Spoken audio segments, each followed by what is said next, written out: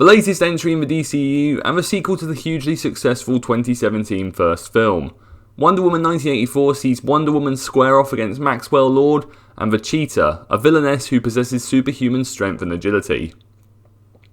Finally releasing after several delays, both COVID and non-COVID related, this sequel takes the inspirational and motivational titular character and sends her blasting into the 1980s in spectacularly bold and electric fashion, delivering more heart and soul than any of the previous DCU features, and really making me miss the big screen experience simultaneously, as this will probably be the last film I see for a while due to the current pandemic situation. The film saves a lot of its larger scale action beats to the second half of its runtime, and instead devotes a lot of the time to the characters in the first half to solid effect. The overarching plot grows steadily in the background and reaches far greater lengths and grandiosity in its scale than I expected, and that I won't spoil here.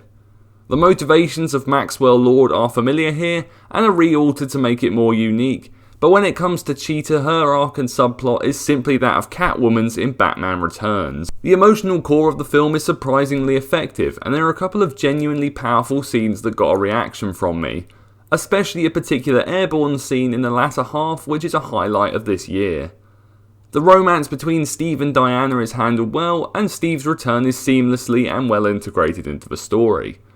The film fully embraces the 80s time period, and adds a slightly grainier texture to the footage and wades in cheese in terms of dialogue and presentation at times, which mostly always lands and is rarely ever cringy.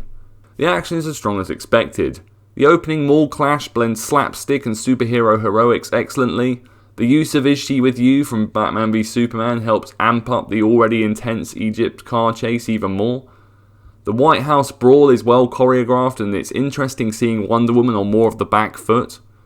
The final scrap between Diana and Cheetah is entertaining, but unfortunately is doused in darkness, which makes it tricky to see what's going on at times. Gal Gadot captures the character's spirit and physicality as perfectly as before. She has more dramatic and emotionally heavy scenes here as well, which she also does well. Pedro Pascal's Trump-inflicted scenery-chewing Maxwell Lord is a riot, and his family-infused character dimensions are well written and presented. Kirsten Wiig's transition from awkward and shy to glamorous and power-hungry is fun to watch, and Chris Pine does a good job in the fish-out-of-water role. Though it is a cliched headline, I can't help agree with the statement that Wonder Woman 1984 is the film we need right now. Its optimism and gloriously bright and upbeat atmosphere is infectious and benefited by the fact we haven't been swamped in comic book features this year. Fun, thrilling, heartfelt and genuinely epic at times. It may fall into a few of the genre trappings and feature a smattering of clunky lines, but it's undeniably good-spirited and a perfect example of why the big screen experience should never die.